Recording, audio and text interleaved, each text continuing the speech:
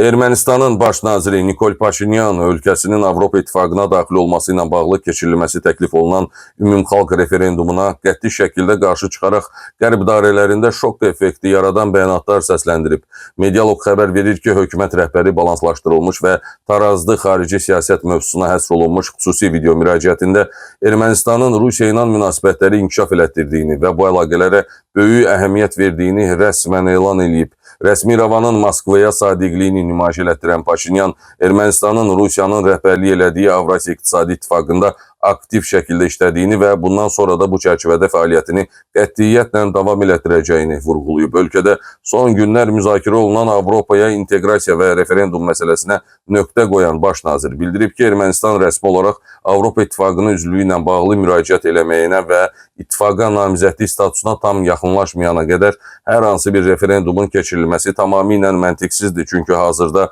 bunun üçün reallıqda heç bir əsas yoxdur.